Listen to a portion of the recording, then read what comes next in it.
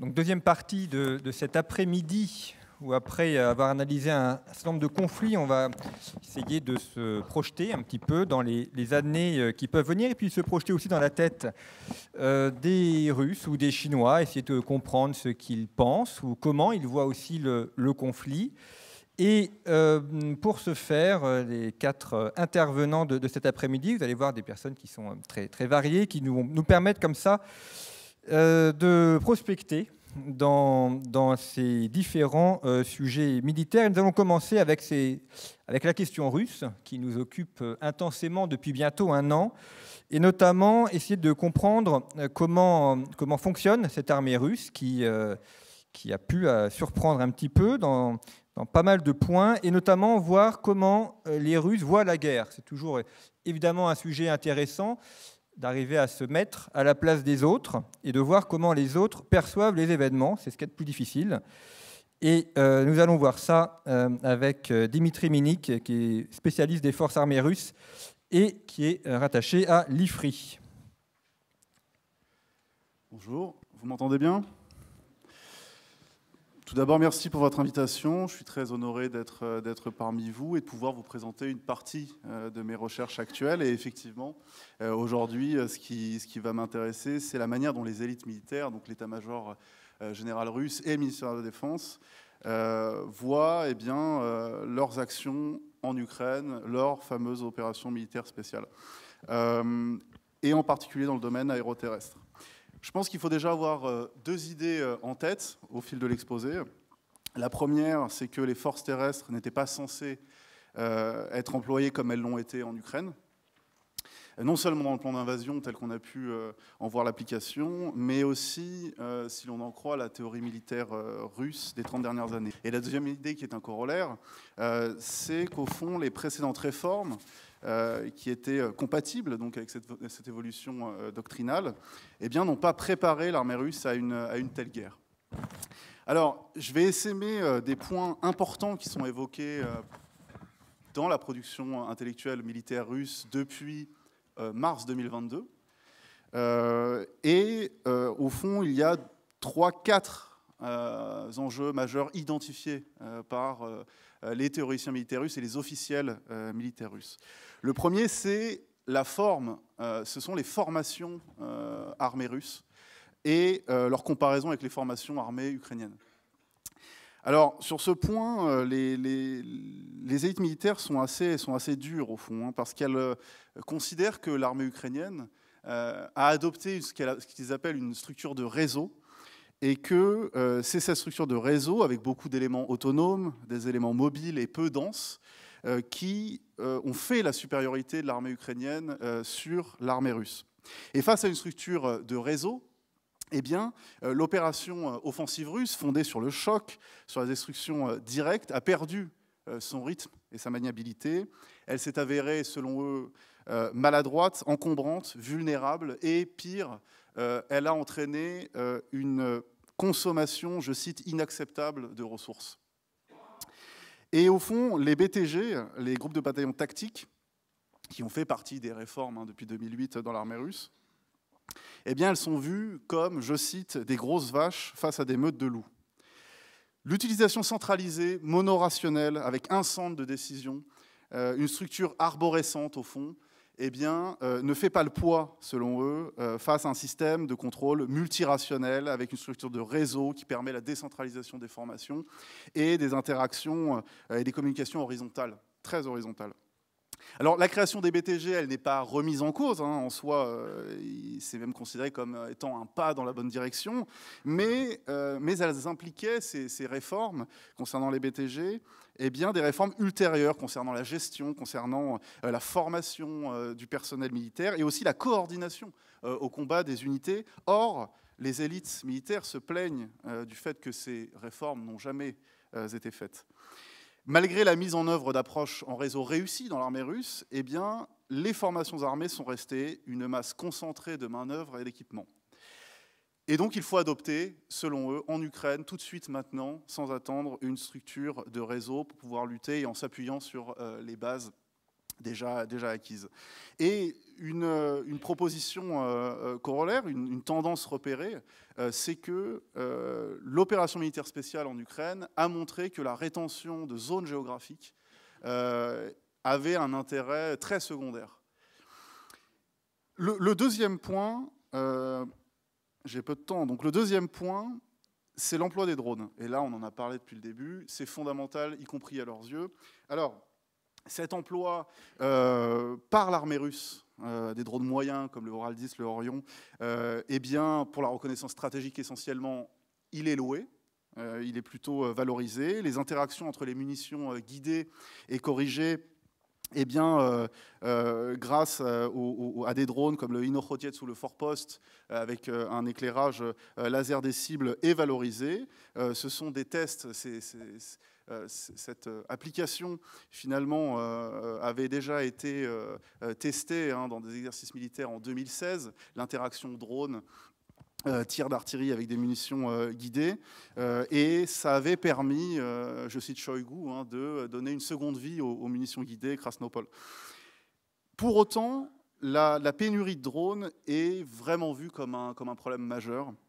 Elle est soulignée, et il est nécessaire de régler ce problème, selon ces élites militaires, rapidement et vraiment sans perte de temps. Et l'opération militaire spéciale a montré, avec l'emploi des drones, une menace. Ils reconnaissent que eh bien, les drones ont fait peser une menace inacceptable sur les troupes russes, à la fois par des drones de reconnaissance et des drones de frappe, des quadricoptères, et ils reconnaissent que, au fond, l'imperfection des approches et des moyens existants pour lutter contre ces drones. Et vous avez vu sûrement des témoignages précis d'unités russes qui évoquent ces essaims de petits drones ukrainiens, drones tactiques, qui les effraient beaucoup d'ailleurs, et surtout qui les empêchent de se mouvoir, qui les empêchent de se bouger. Et il est proposé, évidemment, d'améliorer en particulier la lutte contre ces drones tactiques de petite taille, mais aussi d'en créer, d'apprendre au fond de cette confrontation et de les utiliser en masse pour plein de raisons qui sont évoquées, la faible visibilité radar, des faibles coûts, etc. Et il est reconnu surtout, d'un point de vue stratégique, que dorénavant, les opérations militaires, eh bien, elles seront déterminées par la présence de drones variés, par l'équilibre des forces qualitatif et quantitatif en termes de drones, par l'efficacité des drones en termes de soutien et de combat. Et la Russie doit, selon elle, incontinent se procurer ses propres drones de reconnaissance et de frappe bon marché. L'autre point, alors il y a d'autres points, on va dire que l'autre point majeur, c'est l'emploi de l'artillerie. Mais avant de parler de l'emploi de l'artillerie, je vais faire une courte parenthèse sur l'emploi des armes de haute précision, qui est là plutôt loué, plutôt valorisé. Vous voyez sur l'arrière ukrainien essentiellement. Bon, ces frappes massives, elles sont intervenues bien tard en vérité dans l'opération militaire spéciale, et elles rappellent les débats des années 2000 sur la guerre sans contact dans la théorie militaire russe. Mais il est reconnu, en fait, l'opération militaire spéciale a un peu tranché ce débat, puisqu'il est reconnu désormais que l'utilisation massive d'armes de haute précision ne permet pas d'obtenir un succès final sans mener d'opérations terrestres par les troupes terrestres et les forces spéciales. Et là, on se rappelle des débats avec Slipchenko, Garayev et d'autres théoriciens militaires. Alors, l'emploi de l'artillerie, il est assez durement critiqué. D'abord parce que, pour des raisons matérielles, il est vraiment question de remplacer les vieux canons automoteurs Akatsiya et Gyatsins par de nouveaux qui ont été testés, mais assez peu fournis, comme le Koalitsia, pour tout simplement accroître la destruction des cibles et avoir une meilleure utilisation de ces unités au combat. Par ailleurs, l'acquisition des munitions de haute précision pour l'artillerie est un impératif qui est souligné souvent, à la fois des nouveaux modèles prometteurs et les modernisations d'anciennes munitions.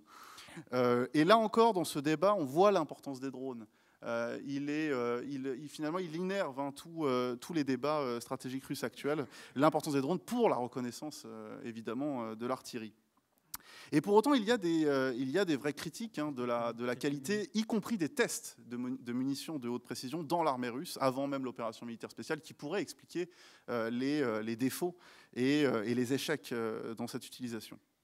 Et je vais finir rapidement sur le combat dans les zones urbaines qui, là, a suscité énormément de réflexions dans la théorie militaire russe depuis mars 2022. Alors, à grand renfort de réexploration des expériences tchétchènes, 94-96 surtout.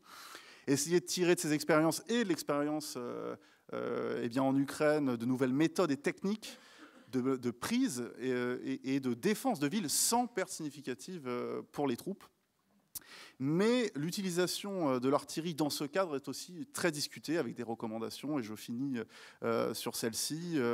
La nécessité de prendre plus de temps entre la position de combat et l'engagement, une plus grande dépendance, une plus grande liberté dans les actions des unités d'artillerie, disposer d'une plus grande variété de types d'artillerie, et de prendre en compte les obstacles inhérents au combat urbain, notamment les bâtiments qui créent des interférences pour la reconnaissance radar. Beaucoup d'autres sujets sont abordés.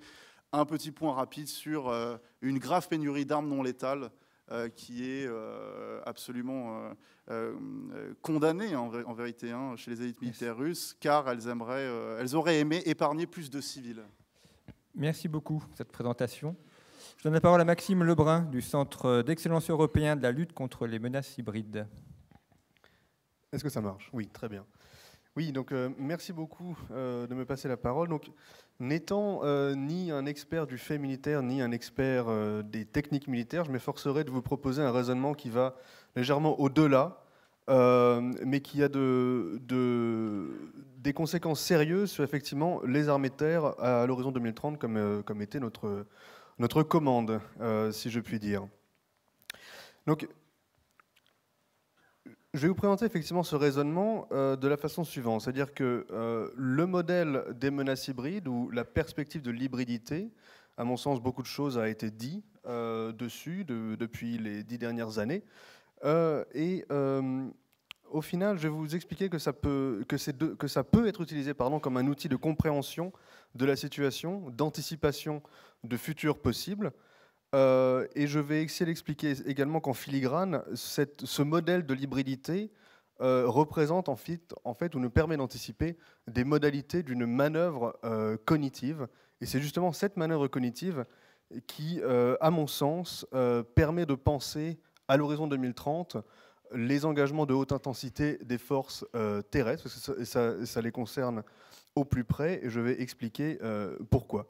Donc, premier point, l'hybridité comme un outil de compréhension et d'anticipation, parce que ça permet d'appliquer une certaine optique qui permet de prendre conscience des combinaisons possibles de menaces à la fois volontaires ou organiques, c'est-à-dire que ça peut être le résultat d'une stratégie ou le résultat d'un état de fait, parce qu'on peut avoir des vulnérabilités structurelles. Mais que ce soit organique ou volontaire, cette combinaison des menaces possibles crée trois choses. Une surprise, un contournement de l'efficacité de nos canaux de compréhension et de perception de la situation, ce qui nous met dans un inconfort stratégique, et également, et c'est un point un petit peu plus provocateur, peuvent nous pousser à la faute morale. C'est-à-dire que nous sommes des démocraties libérales, et ce genre de crise créée par des menaces hybrides, ou une combinaison de menaces à la fois organiques ou volontaires, peut nous mettre dos au mur, et face à une tentation très proche de cynisme ou de renier nos valeurs pour essayer de gérer la crise telle qu'elle vient. Donc le point principal de ce que peut nous enseigner cette optique de l'hybridité, je pense que c'est nous faire penser comment est-ce que nous pouvons perdre notre profondeur stratégique, non pas dans un domaine militaire ou dans les affaires militaires, mais dans un spectre plus large des menaces de sécurité. Et ça, je pense que c'est intéressant de penser ce continuum. Voilà. Et donc, deuxième point, cette optique hybride, puisqu'elle cherche à emporter la décision ou à contraindre la décision ou à contraindre notre marge de manœuvre, c'est pour ça que je considère que ça se rapproche d'une manœuvre cognitive au sens large. Parce que justement, ce genre de manœuvre cherche à emporter la décision en saturant l'attention de société, en les distrayant, en les confondant, ce qui peut être une façon de faire, en compromettant leur milieu des décideurs politiques, militaires, civils, et en brouillant effectivement les cadres de compréhension habituels, donc les plaçant dans un inconfort stratégique. Et donc pour moi, une fois qu'on a mentionné ce concept de l'hybridité, qui est assez usité et qui est assez connu, donc c'est pour ça que je ne m'y attarde pas excessivement, on voit que je pense que la prochaine étape, c'est que ça nous donne effectivement en filigrane les contours d'une manœuvre cognitive plus globale sur tout le spectre des menaces, sur tout le spectre de la sécurité, sur tout le continuum de la sécurité, à laquelle il s'agirait de penser et qui a des conséquences, je pense, potentiellement lourdes pour les engagements de haute intensité et les armées de terre, comme je l'ai mentionné. Alors, pourquoi au final je considère que cette manœuvre cognitive concerne au premier chef les forces terrestres, parce que ces forces terrestres sont évidemment au contact du sol, on le sait bien, mais surtout au contact des paramètres de l'existence concrète des sociétés, et surtout au contact de l'humain dans toute sa complexité, dans toute sa psychologie, dans toutes ses émotions et dans tous ses raisonnements. Donc c'est un peu philosophique, mais c'est pour ça, je pense que c'est ce qui nous donne le fait que ça concerne au premier chef les forces terrestres. Parce que, et ça c'est le dénominateur commun de pourquoi ça concerne les forces terrestres, c'est que au final ces forces terrestres vont se trouver au contact d'une surface de vulnérabilité cognitive élargie, approfondie, complexifiée, non seulement par la nature humaine, comment nous pensons avec nos capacités intellectuelles, psychologiques, émotionnelles, mais aussi avec l'évolution des neurosciences, des sciences comportementalistes, ou comportementales, pardon, qui peuvent potentiellement, avec les progrès techniques et les progrès scientifiques, ouvrir de nouvelles voies de manipulation de masse ou de création d'anxiété sociale de masse qui peuvent avoir des conséquences extrêmement lourdes sur l'engagement des forces terrestres. Je pense notamment au scénario très inventif de la Red Team Défense sur les métavers, ou comment une force terrestre aura des difficultés à intervenir dans une société traversée par les métavers compétitifs et opposés. Donc, pour finir rapidement, je pense que ce que je viens de dire a des conséquences sur deux champs spécifiquement. Évidemment sur le combattant, au niveau tactique, au niveau assez pratique, parce qu'évidemment le combattant est un concentré de nos sociétés dans toute leur radicalité, dans tout leur stress, dans toute leur complexité également. Et aussi, deuxième défi à prendre en compte, c'est cette difficulté à estimer le champ des perceptions ou à se rendre compte des perceptions dans lesquelles la force terrestre aurait à intervenir dans le futur plus ou moins proche. Voilà, je vous remercie. Je m'arrête ici pour ne pas dépasser mon temps. Merci. Merci d'avoir tenu le temps et de donner ces propos extrêmement intéressants. Alors, nous allons partir vers la Chine et nous n'aurons pas trop de personnes, de spécialistes pour évoquer le cas chinois, essayer là aussi de voir comment ils ont appréhendé cette guerre en Ukraine, comment ils pensent également leur armée. Évidemment, quand on pense à l'invasion de l'Ukraine, on pense aussi à une potentielle invasion de Taïwan et de la façon dont celle-ci pourrait être pensée ou organisée. C'est ce que nous allons voir maintenant avec Lambert Girardot, qui est chercheur spécialisé sur la Chine. On m'entend bien ? Ouais, merci. Merci pour cette introduction. Justement, oui, vous parliez du détroit de Taïwan. Si les séries de démonstrations de force dans ce détroit donnent à penser que Taïwan puisse être un conflit ouvert en devenir, il demeure particulièrement complexe en fait, d'un point de vue tactique. Sans aide extérieure, alors, je ne sais pas s'il y a la diapo par contre, monsieur. Non.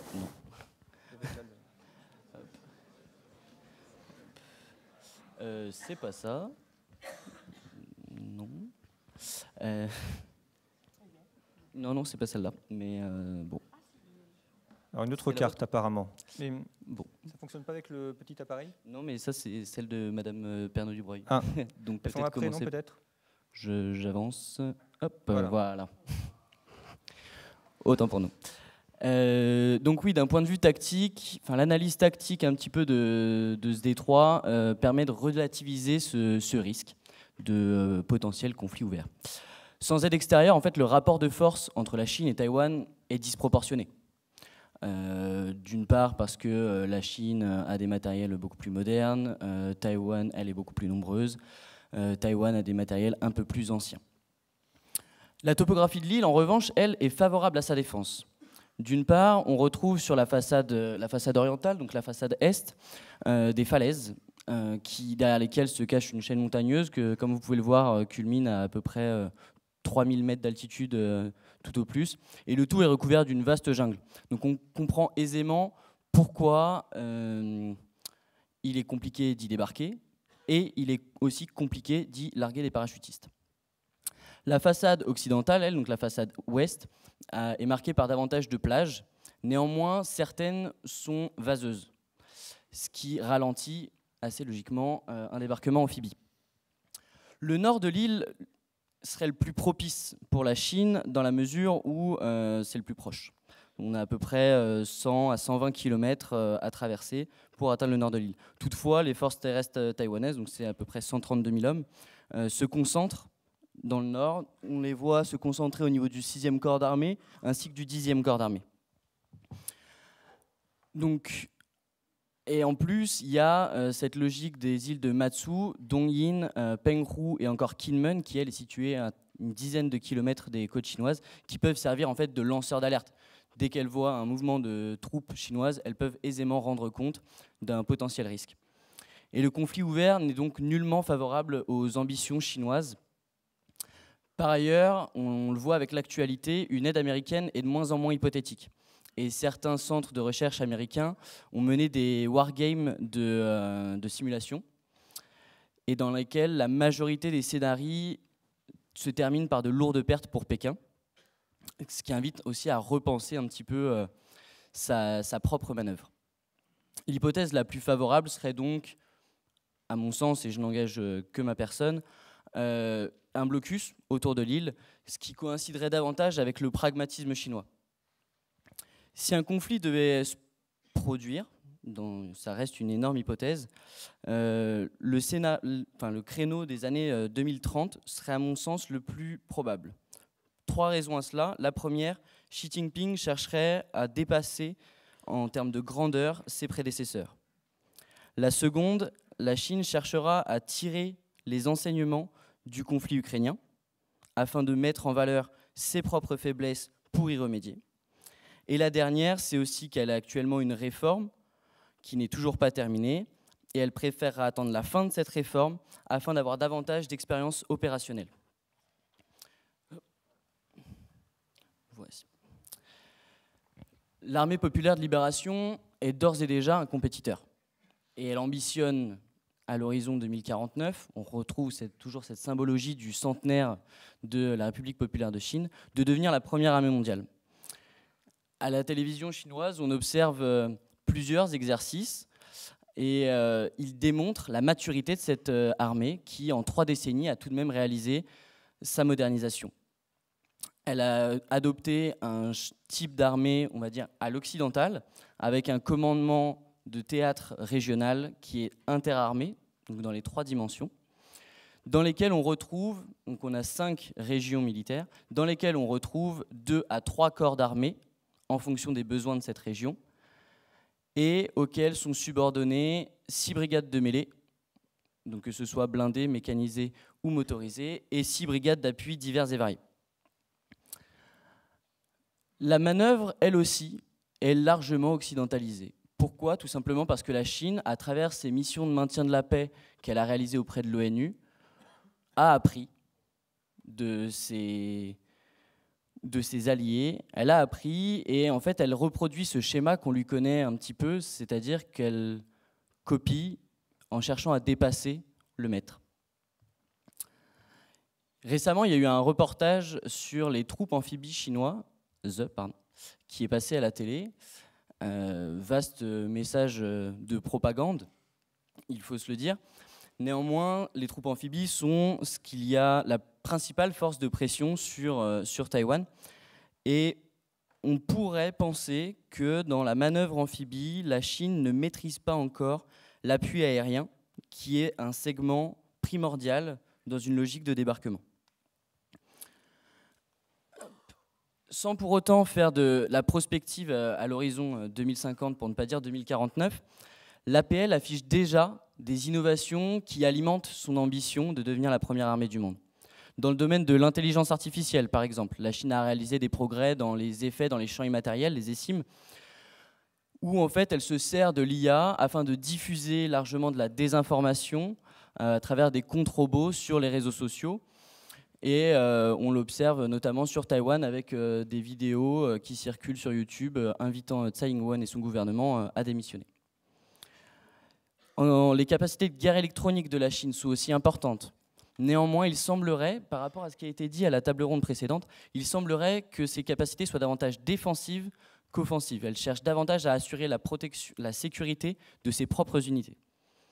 Les drones, dont on a déjà parlé, sont un segment que la Chine maîtrise, dans la mesure où elle a un parc de drones qui recouvre tout le panel d'opération de ce vecteur d'appui. À la télévision, on a pu voir un drone dont j'ai oublié le nom, pardon.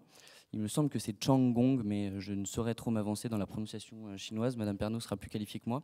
Qui est en fait un drone multimodal, amphibie, qui est capable de décoller de l'eau afin de s'insérer en territoire ennemi. Donc, drone de reconnaissance qui n'emporte pas de charge. C'est assez intéressant de voir les progrès à ce niveau-là de la Chine. D'un point de vue stratégique opératif, le C2, le Command and Control chinois, semble avoir réalisé des progrès notables. Toutefois, son objectif à long terme reste tout de même la maîtrise du C4I, donc le Command Control Communication Computer and Intelligence. Pardon pour l'accent anglais, monsieur. L'objectif de ce C4I, c'est de gagner en fait en rapidité d'exécution et d'améliorer la communication latérale et interservices afin de pouvoir mener des opérations interarmées qui, comme je l'ai souligné précédemment, est l'objectif de l'APL. Je vous remercie. Merci. Donc, bien à vous. Donc, Isabelle Pernaut-Dubreuil, nous avons la chance d'avoir notre sinologue. Voilà, vous avez les cartes là. Nous vous écoutons. Est-ce que vous m'entendez? Oui. D'accord. Écoutez, je vais commencer par la fin en disant tout simplement que ce qu'on appelle le conflit de haute intensité fait partie de la stratégie chinoise, mais ponctuelle. C'est-à-dire qu'en fait, elle joue sur les deux, le temps long de préparation et à point nommé, de manière très ponctuelle et extrêmement circonscrite, une zone qu'elle a choisie, qu'elle connaît, l'Inde, le plateau du Tibet, Taïwan, où en fait elle s'entraîne. Parce qu'au fond, elle sait qu'elle n'est pas prête. Donc en ce moment, si vous connaissez, je vous conseille de le lire, c'est le I Ching, ce n'était pas qu'un manuscrit de divination, c'est d'abord un manuscrit de stratégie. Et l'hexagramme 7, c'est très exactement configuration, reconfiguration de l'armée. Et c'est certainement, d'ailleurs c'est ce que dit Xi Jinping en novembre, le moment. Ils sont en train de rebattre les cartes grâce ou à cause du conflit ukrainien qui est leur premier laboratoire.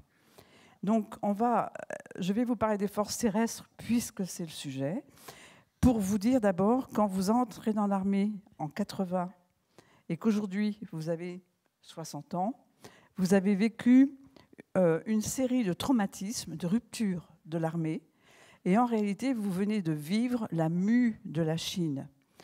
Pourquoi est-elle aujourd'hui ambitieuse, entre guillemets?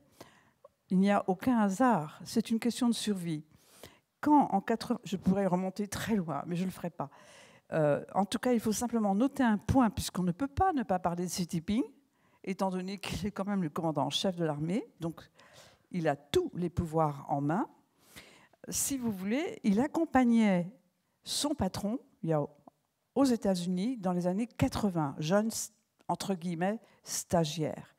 Or, les États-Unis font une démonstration époustouflante de leurs chasseurs. Et si on regarde ne serait-ce que les photos de la délégation, on voit une délégation chinoise accablée, consternée, qui comprend que tout est à rebâtir. Et ce n'est pas par hasard que Deng Xiaoping a nommé président de la CAC un ingénieur aéronautique qui était chargé de cartographier les différentes capacités et donc offres de la Chine. 90, c'est le vrai tournant. C'est la révolution des affaires militaires. C'est un énorme traumatisme. À partir de ce moment-là, tout se met en route. Et en fait, en 95, apparaissent les premiers outils de dialogue militaire conséquents avec l'Occident. Ce sont des entreprises industrielles de défense, Norinco, qui vivaient sur le pétrole, puisque l'État ne rapporte pas, ça se saurait, ainsi que Polytechnologie, ainsi que, pas encore, mais ça viendra plus tard, SEC, toute l'électronique, qui est aujourd'hui, je dirais, un peu l'architecte. Alors, qu'est-ce que ça entraîne? D'abord, l'armée a droit à une grande autonomie, puisqu'il n'y avait pas les fonds. Mais quand arrive un autre traumatisme en 97, c'est la crise asiatique, qui est l'attaque de leur monnaie. C'est comme ça qu'ils l'ont compris. Je vous parle bien sûr du prisme chinois. À ce moment-là, ils comprennent et commencent à organiser la bataille des monnaies. Et en même temps, Jiang Zemin, puisque c'est lui qui arrive, qui est là, fait un audit où sont les actifs de l'armée. Il découvre avec horreur que 50% des actifs de l'armée sont en bourse. Ça implique une reprise en main immédiate. À ce moment-là, l'armée de terre n'est pas à sa place. Elle perd quelque part la priorité, il faut l'admettre, mais elle garde son prestige et sa légitimité historique. Et puis nous arrivons ensuite à 2008. Là, c'est le moment, l'acmé, ce que dans le Iking, le manuel de stratégie, un général doit le plus redouter. C'est la victoire. Ça, c'est le moment le plus dangereux. Or, la crise mondiale propulse la Chine au podium numéro 1, moteur du monde, de la croissance, sauveur du monde, plus les JO. Et résultat, il y a en effet à ce moment-là une montée de jubilation peut-être mal maîtrisée. Et ça explique en partie certains livres qui prennent beaucoup d'importance, mais qui étaient déjà écrits. Ce qu'on appelle les faucons, la Chine n'est pas contente, la Chine peut dire non, et une série de manuels stratégiques qu'on a balayés en pensant que c'était un courant. Pas du tout. Et Xi Jinping en est réellement l'héritier, d'autant plus que quand il arrive au pouvoir en 2012, c'est de lui dont il faut parler. Il a gagné ça à la force du poignet. Pourquoi? Parce que ceux qui tenaient, si je puis dire, l'armée et les énergies fossiles, c'était Zhou Yongkrang et les généraux qui s'autoproclamaient hiérarchiquement entre eux. Ce n'était pas visé par le haut, c'était vraiment des ententes internes. Ça veut dire qu'au fond, il faut tout remettre en ordre. Et il n'hésitera pas, il le fera, à coup d'organiser un organe, en fait externe, même à l'armée, en réalité encore aujourd'hui, qui est celui de la sécurité. Donc, l'armée est reprise en main. L'armée de terre pense à son industrie. Je passerai aux industriels très vite. Au fond, ce qu'on peut comprendre, c'est qu'en 90 et en 2003, surtout avec la seconde guerre, la Chine a compris que ses routes sont en danger. Donc, elle écrit sur la carte des routes terrestres. Plus, c'est-à-dire par le Cambodge, par le Golfe Indien, à travers le plateau birman. D'où la zone en rouge. Elle est, contrairement aux apparences, alors qu'elle a l'air presque fermée par le haut, elle est essentielle parce qu'elle touche au plateau birman et à l'accès au Golfe Indien.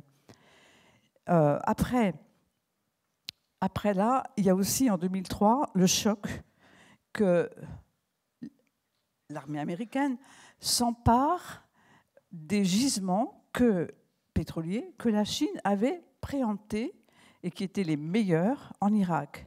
C'est le deuxième choc. Norinco vivait de ça. Et là, ils comprennent, c'est la quête de ressources. Et la force de paix qu'on cite est très spécifique. En réalité, alors que la Chine est le premier contributeur dans ce cadre, elle n'a que pratiquement 2% d'hommes.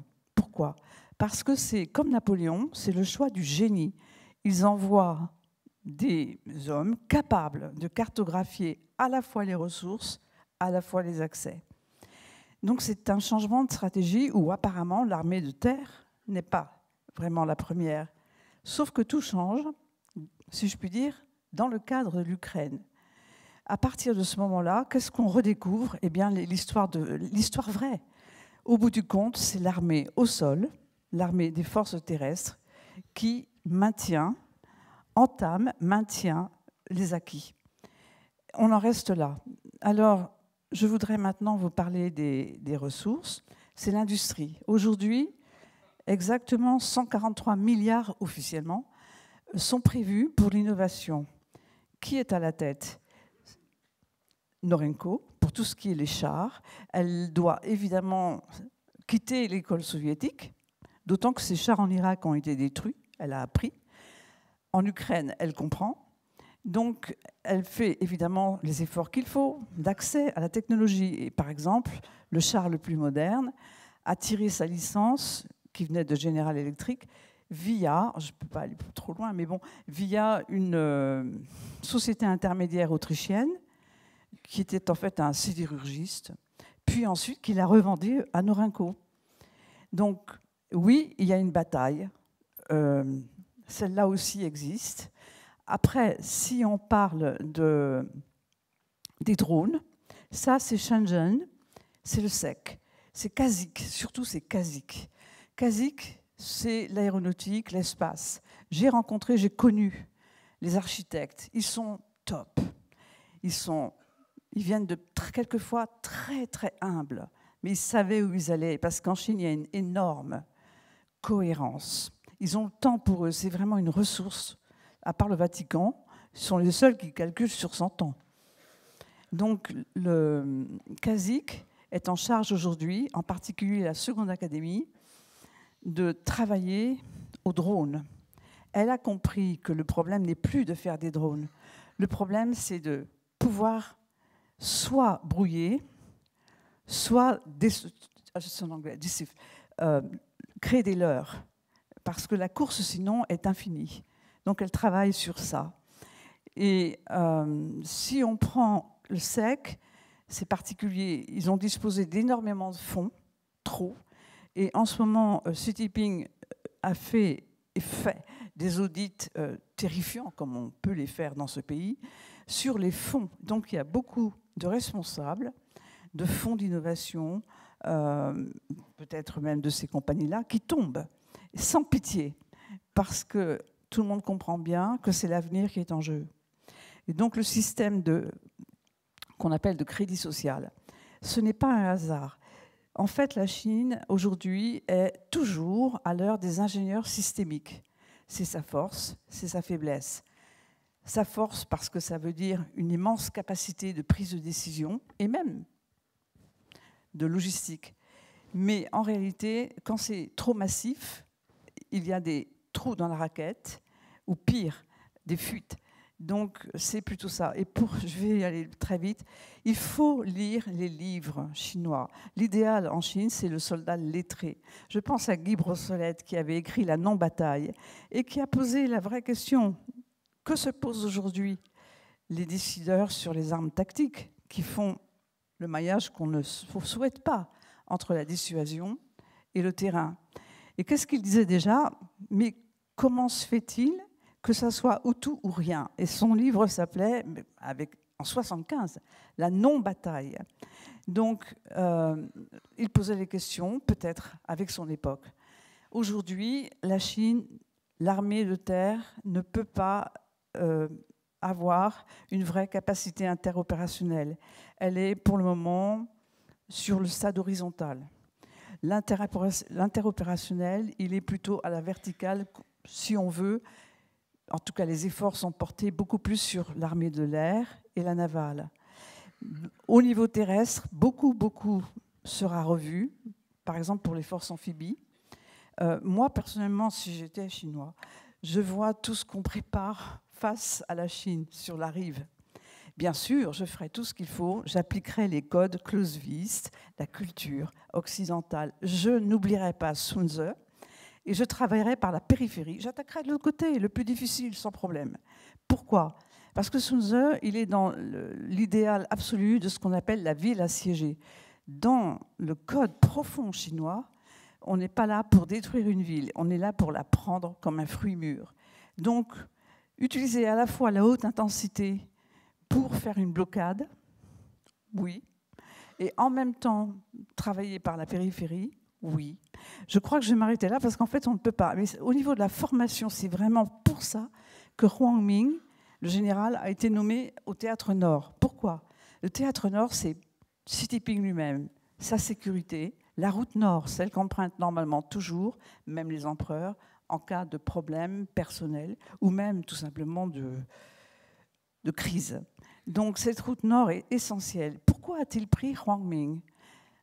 Parce que Huang Ming est de terre et il a compris et diagnostiqué les lacunes, reconnaissance, interopérationnelle, etc.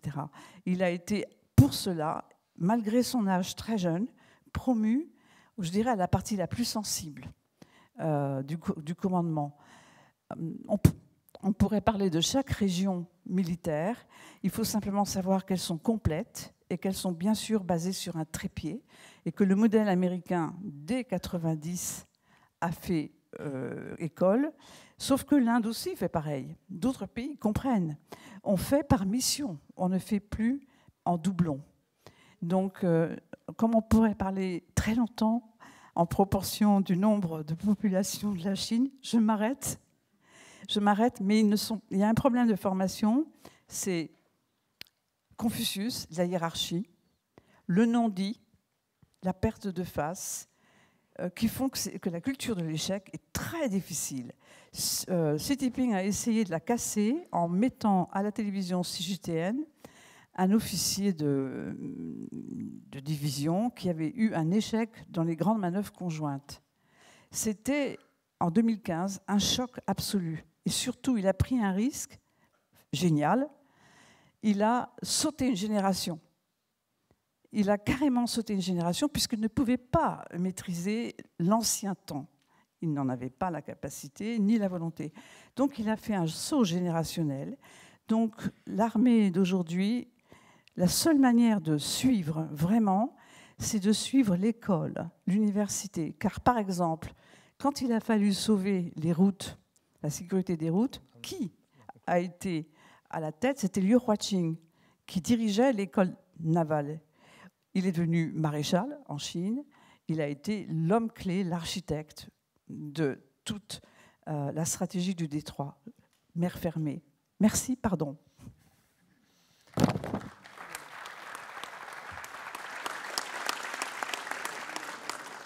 Merci pour ces réflexions sur la Chine. Alors passons au temps de questions. Une première question sur la Russie.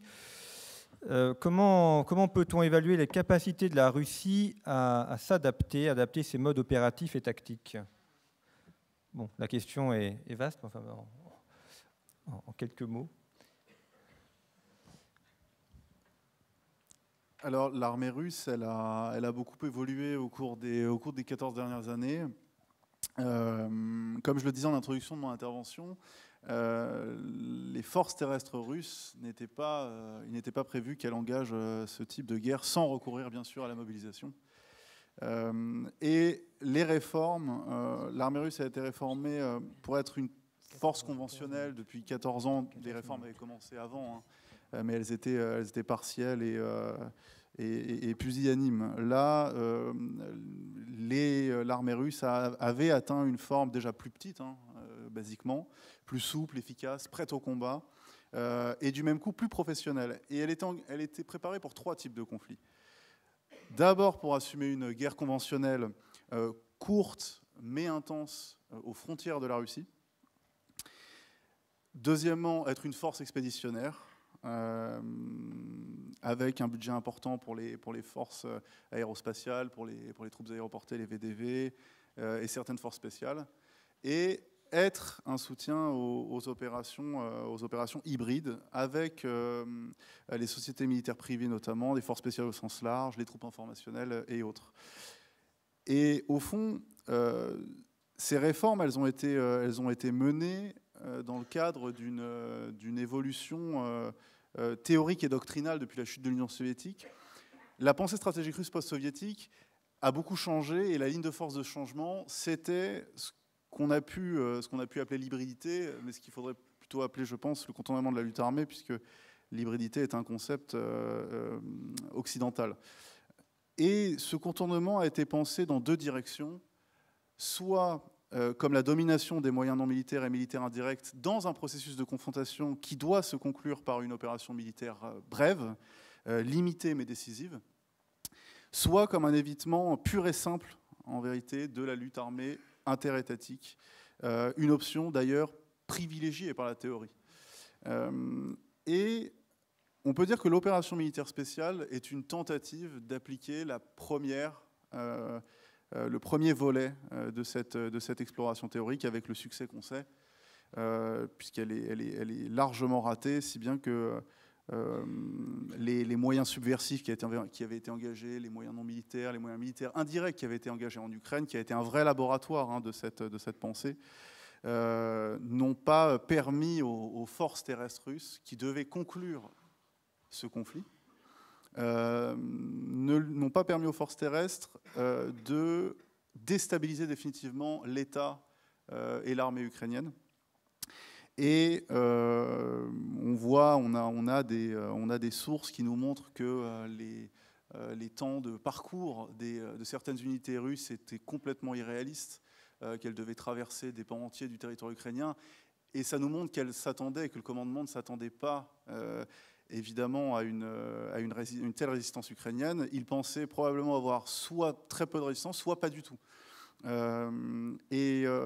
On peut même dire que ça s'est fait au détriment, je vais juste finir là-dessus, ça s'est fait probablement au détriment de la nouvelle structure de commandement unifié qui avait été créée en 2014-2016 et qui visait à contrôler en temps d'opération de combat, d'être une interface de toutes les opérations de combat, d'être un centre de contrôle. Et le directeur et les directeurs adjoints de ce centre important qui a été intégré à l'état-major se sont clairement plaints en fait, d'avoir été contournés dans la décision. Et le plus surprenant, le plus énigmatique est que ces critiques sont produites et sont valorisées par l'état-major et le ministère de la Défense russe.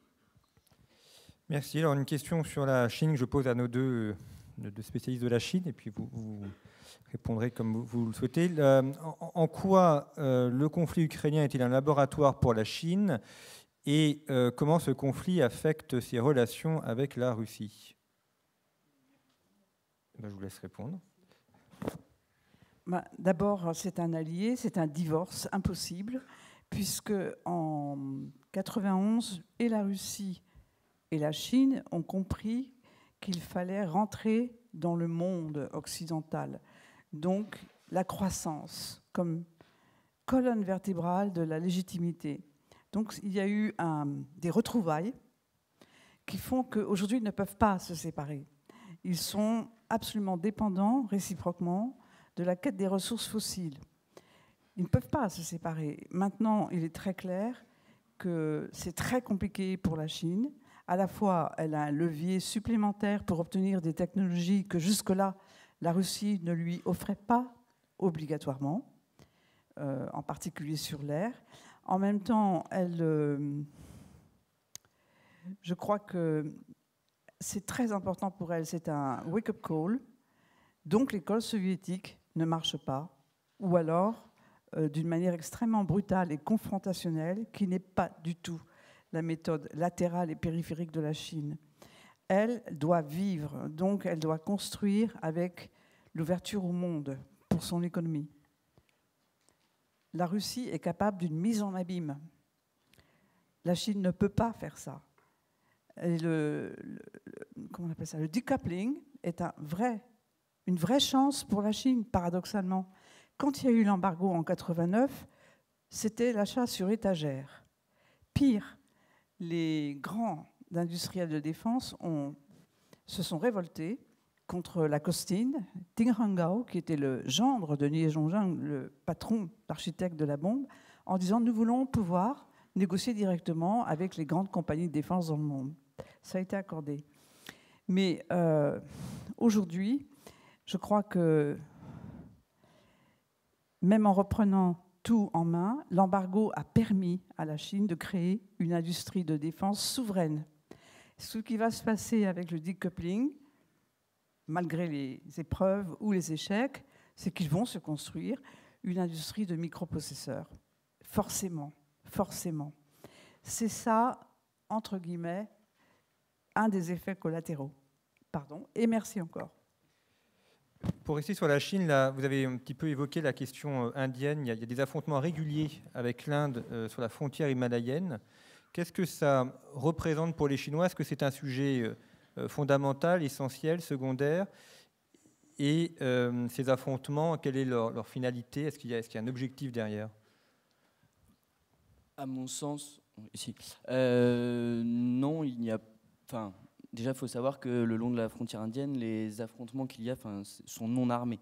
Il y a eu tous ces protocoles-là entre les deux nations. C'est de toute façon pourquoi tout à l'heure Madame Pernaut parlait des questions de ressources. La Chine en fait a commencé à s'inquiéter de ses ressources dès 1950 en fait en remettant la main sur le Tibet parce que l'Himalaya, le château d'eau de l'Asie du Sud, il fallait maîtriser la vanne de cela. La Chine a la main mise dessus et elle n'en bougera tout simplement pas. Je ne sais pas si ça répond à votre question. Merci, tout à fait.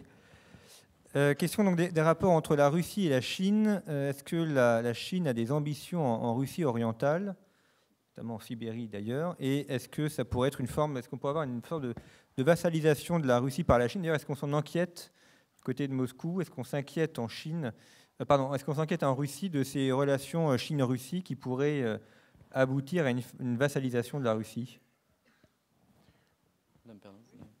Oui, puis après on demandera à notre... Moi oui, oui, la Russie s'en inquiète bien sûr, non seulement dans l'espace public, l'espace médiatique, mais dans l'espace de réflexion militaire. Elle s'en est inquiétée notamment au début des années 2000, quand il a été question de produire la doctrine militaire de 2000. Il y a eu quelques débats assez timides, il faut quand même le dire, pour savoir entre les États-Unis et la Chine qui était le plus grand méchant. Il s'est avéré que pour changer, les Russes ont décidé que c'était les États-Unis. Mais il y a eu quand même des débats, et puis, comme toujours avec les élites politico-militaires russes, il y a une appréhension de ces questions qui a toujours une part d'irrationalité. Donc même si, pour des raisons pragmatiques et potentiellement idéologiques, sur notamment la vision de l'ordre international, je dis bien potentiellement, il peut y avoir une alliance de fait, une alliance pragmatique. La Russie peut quand même considérer que la Chine reste une menace à terme. Vous voulez ajouter un point? Oui. En fait, je crois que c'est une des grandes constats que fait le président, c'est qu'au fond, le choix de la Russie fait que la fragmentation de son empire à la périphérie. L'Asie centrale commence à parler beaucoup plus haut, avec un ton et le poing sur la table. Donc il ne peut pas ne pas y penser. Voilà. Et je voudrais ajouter sur l'Inde que nous vivons encore, quoi qu'il en apparaisse, au stade de ce qu'on appelle les signaux faibles. Par exemple, en 2017, il y a eu 2 élaborations de loi. La licence, la propriété intellectuelle devenait une affaire souveraine. Ça voulait dire que, quelles que soient les recherches, elles ne pouvaient sortir sans l'assentiment des autorités de la SASAC, des actifs souverains. Donc déjà, une immense protection. Mais la deuxième chose, toujours dans les signaux faibles, enfin, si on veut, c'est qu'en 2017 a été prononcé dans un discours très, très vaste 2 mots. La Chine n'est pas tenue de respecter les traités signés à l'époque de l'Empire en Chine. Or, un des traités qui a été signé datait justement de la dernière impératrice et concernait le plateau tibétain. Donc c'est à retenir et à garder en observation. Voilà. Je pense que les deux spécialistes ont... Je vous laisse compléter. Ajouter une chose sur la... Parce que là, on faisait référence à la Sibérie, évidemment.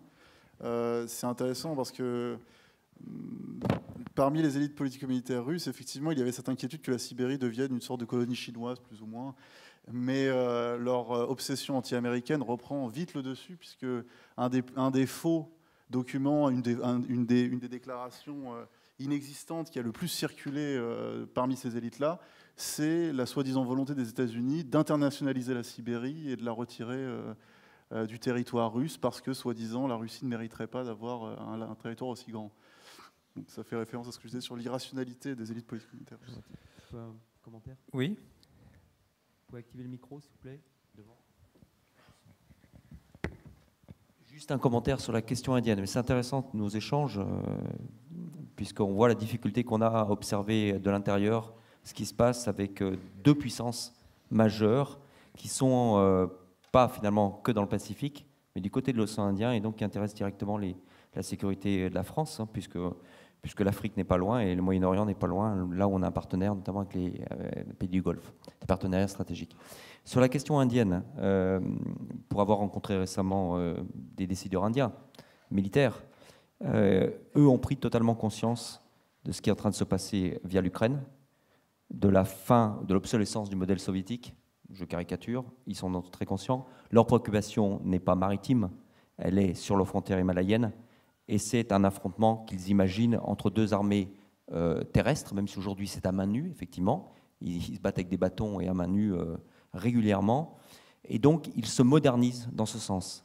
Et les axes de leur modernisation sont exactement ceux qu'on observe, on a observé chez les Américains, vous l'avez dit, qu'on observe chez nous Français, que les Ukrainiens mettent en œuvre sur la déconcentration, la décentralisation du commandement, ce qui est assez étonnant pour l'Inde, avec la création non pas de BTG, mais de groupements tactiques interarmes à la française, si on peut dire, ou à la britannique, de task force à l'américaine, sur l'idée d'avoir une nouvelle formation pour les officiers, qui soient des officiers très agiles et autonomes dans la prise de décision, ça c'est la conduite de la manœuvre, mais également très bien acculturés aux nouvelles technologiques. Les Indiens ont énormément insisté là-dessus.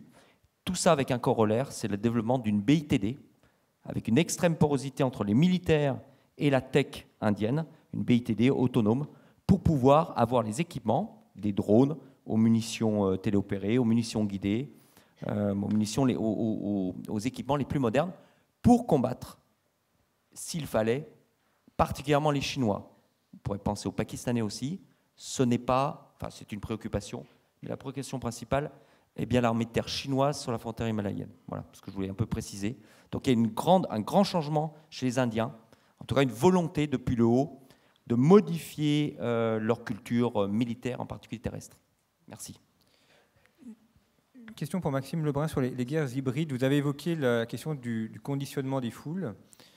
Comment placez-vous la place des médias dans le cas d'une guerre? Il y a les fausses nouvelles qui peuvent venir de pays étrangers ou de groupes autres. Il y a aussi les fausses nouvelles qui peuvent venir du pays lui-même via des faux reportages, via des fausses informations transmises dans les télévisions officielles.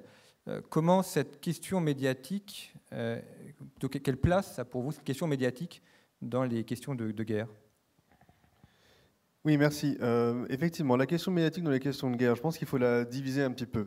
Est-ce qu'on parle des ingérences étrangères médiatiques au sens que les signale Viginum en France, ou est-ce qu'on considère le problème un peu plus largement au niveau des croyances et de comment est-ce que des idées qui sont communiquées de l'extérieur influent sur les croyances de citoyens et sur la confiance qu'ils ont dans leur gouvernement dans une situation de crise spécifiquement. C'est très important dans les problématiques de résilience démocratique où la confiance est absolument critique à en comprendre les modalités, parce qu'évidemment c'est un domaine où il faut se garder, où il faut vraiment garder à l'esprit tous les standards éthiques, les standards juridiques, pour justement ne pas se pousser à la faute morale, c'est-à-dire que la tentation de contrer des fausses nouvelles, ce serait de fermer des entités médiatiques qui diffusent ces fausses nouvelles. Or, ça peut potentiellement être une pente glissante. Donc la réponse n'est pas directe, évidemment, mais c'est un sujet extrêmement complexe où il faut, je pense, délimiter ce dont on parle. Oui, on dit bien que en tout cas dans le monde du journalisme, on sait bien que la première victime dans une guerre, c'est souvent la vérité. Et ça peut effectivement être c'est un enjeu important. Il y avait une question qui était posée sur la place de Sun Tzu dans l'enseignement aujourd'hui, dans les élites chinoises, à la fois élites militaires et civiles, ou de manière plus générale, quels sont les grands penseurs chinois qui sont présentés aujourd'hui dans la formation, quels sont les maîtres à penser un peu incontournables pour un jeune officier ou un jeune haut fonctionnaire chinois. Je vous donne la parole et puis non, auquel cas, Madame Pernaut a invoqué tout à l'heure certaines caractéristiques. Caractéristiques chinoises telles que le fait de perdre la face ou autres, qui sont très chères aux Chinois, que ce soit dans le milieu politique ou militaire. Il y a aussi certaines valeurs, il y a 4 points cardinaux, savoir la loyauté, l'honneur, la discipline et la volonté, qui sont en fait tout à fait présents dans la pensée de Sun Tzu. Du point de vue militaire, il y a un fort endoctrinement dans l'entrée dans les classes quand on rentre dans l'armée chinoise. Et effectivement, il y a 8 principes fondamentaux de Sun Tzu qui sont enseignés, bachotés et plus que répétés. Donc Sun Tzu est toujours présent parmi les autres grands penseurs. Je reconnais ne pas avoir idée. En fait, ils lisent, Dieu merci, tout à fait nos codes, nos livres de stratégie. Il y a eu beaucoup de livres publiés, beaucoup.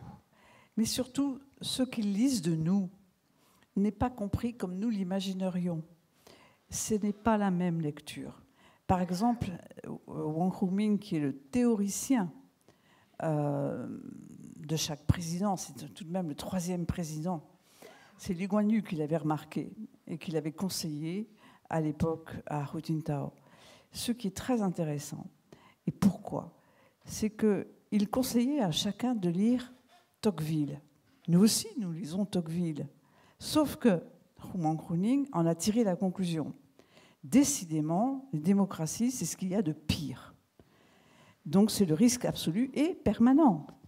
Et c'est comme ça que le projet, en fait, c'est inspiré des actuaires de l'automobile américaine, a pris toute son envolée en Chine. Quand l'OMC a accepté l'entrée de la Chine, j'ai connu l'ambassadeur Wu Tianming, c'était un des 2 seuls qui a osé se battre pour ce dossier. Les États-Unis ont posé la condition, on veut un audit. Ça a été le début de l'ère des audits, mais comme personne ne savait ce que c'était, c'est un ingénieur systémique qui est allé à Détroit et qui a renseigné les assureurs automobiles. Pourquoi j'en arrive à ça ? C'est que c'est ça l'histoire de leur lecture de Tocqueville. C'est comment encore plus sécuriser le contrôle de la population. Alors que nous, au contraire, nous serions fiers de ce challenge. Pour eux, ce n'est peut-être pas un challenge, c'est sans doute un risque. Et voilà, donc lisons nos livres, lisons les leurs, mais sachons que ce n'est pas la même lecture. Voilà. Merci. Alors, une dernière question avant de conclure cette table ronde. Ça, un des enseignements de la guerre en Ukraine, c'était la faillite des services de renseignement. Et comment est-ce que les Chinois appréhendent justement les informations qui viennent de Taïwan par leurs services de renseignement? Est-ce que pour eux, elles sont fiables ou est-ce qu'ils les prennent avec prudence?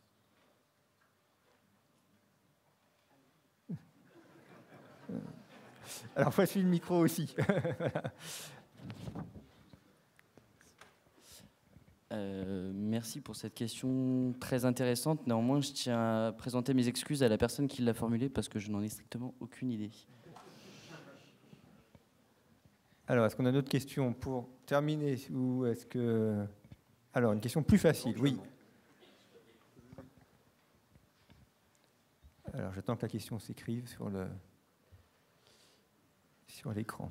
Juste rapidement, le temps qu'on écrive la question, j'avais quelque chose à rajouter peut-être sur la question précédente, sur la fiabilité du renseignement justement. Il ne faut jamais perdre à l'esprit que à la fois la Russie et la Chine peuvent être aussi caractérisées dans leur gouvernance par un concept qui est celui de la mauvaise gouvernance. C'est-à-dire que c'est autoritaire, ça a tendance à être assez corrompu.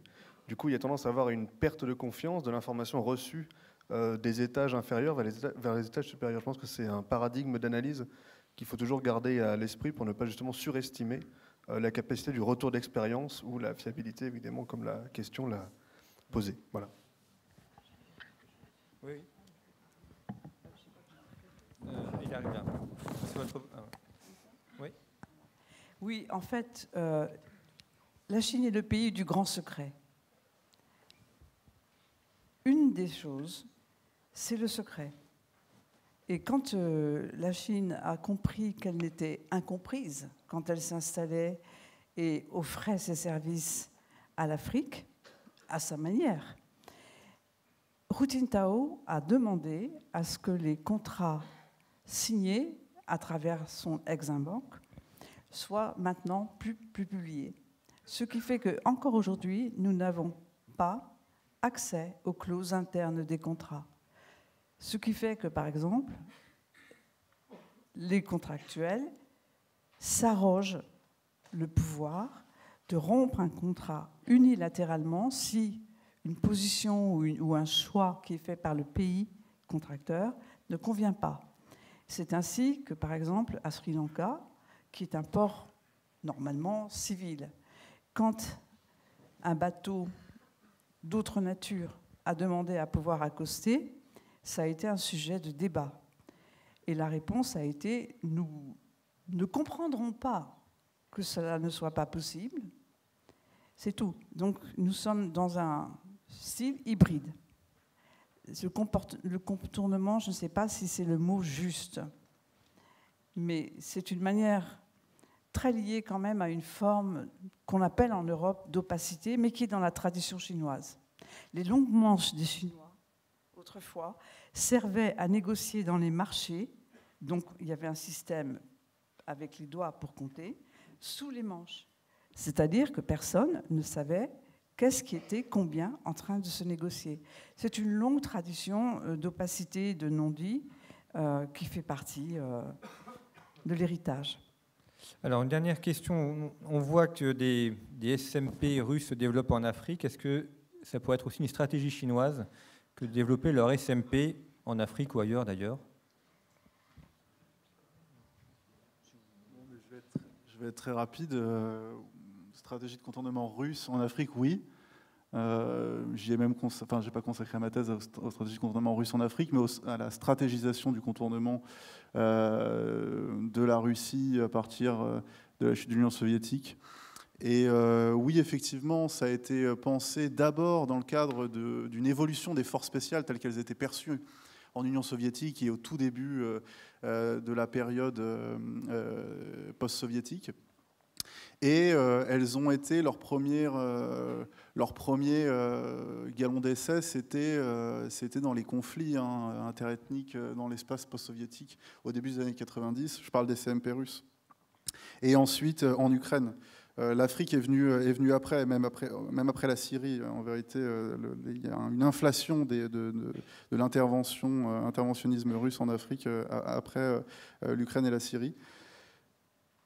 Et sur la Chine, j'aurais peut-être même une question à poser à mes collègues. C'est, au fond, la stratégie de contournement russe, elle a pu s'inspirer aussi, non seulement de Sun Tzu, bien sûr, il est même beaucoup plus cité que Sviatchine, ce qui est quand même incroyable.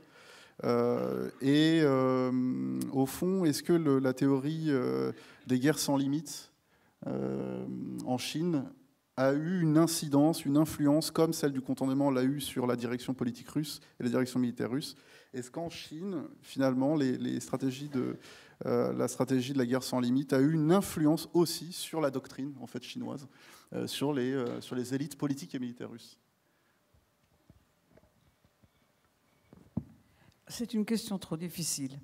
Je dirais simplement que si nous voulons être rationnels, nous devrions avoir peur de manquer des tournants. Par exemple, la rationalité n'était pas au rendez-vous. Quand les troupes russes se sont massées à la frontière de l'Ukraine, rationnellement, ce n'était pas tenable. Il n'y avait pas de logistique. On pouvait se tromper. De la même manière, la rationalité chinoise d'une guerre sans limite, toutes ces théories, n'est pas la même. Les titres, je ne m'avance pas, mais je crois qu'il faut dépasser les mots, aller derrière. Je dirais plutôt, un peu comme Fedorovski parlait de la Russie, il y avait plusieurs scénarios. Et à un moment, il a dit, oui, il y en a 3, mais j'en ajouterai un 4e, la guerre éternelle. C'est donc vraiment, la rationalité doit absolument être outrepassée pour aller au-delà, à la rencontre de la manière de réfléchir. Merci. Merci à vous 4 pour cette table ronde. Merci à vous tous pour votre attention.